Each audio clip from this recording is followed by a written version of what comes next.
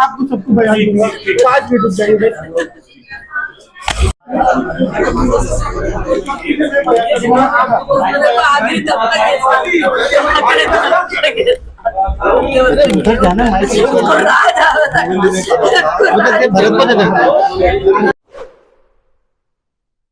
राज और उनके बीच में कहीं अफेयर था जो कि बिना इतना बड़ा, क्योंकि वो दीदी सिर्फ दिखाने के लिए बोलता था। नहीं, वो परमानेंटली हमेशा 24 घंटे सिर्फ दीदी दीदी बोलता था।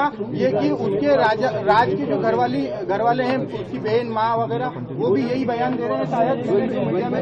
तो दीदी ही बोलता था। और दूसरा, राखी बांधते थे ये 3 साल से, और मेरे खुद घर में हम दोनों साथ में बैठ के राखी बंधवाई। तो क्यों मारा राजा को? कौन मुझे उसका आइडिया नहीं है।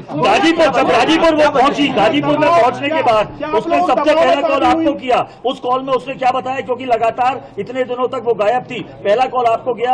गाजीपुर से क्या बातचीत थी, क्या उसने अपराध कबूला था? नहीं, उस समय वो सिर्फ रो रही थी, फूट के रो रही थी। क्या भैया मैं यहाँ पे हूँ और ढाबे पे हूँ। मैंने वो ढाबे वाले से बात करी, उससे बात नहीं करी। मैंने ढाबे वाले से बात करी कि भैया इस केस को तुम सिर्फ सोनम रघुवंशी गूगल पे लिखोगे, पूरा केस खुल जाएगा, आप सिर्फ इसको नजदीकी थाने में भिजवा दो।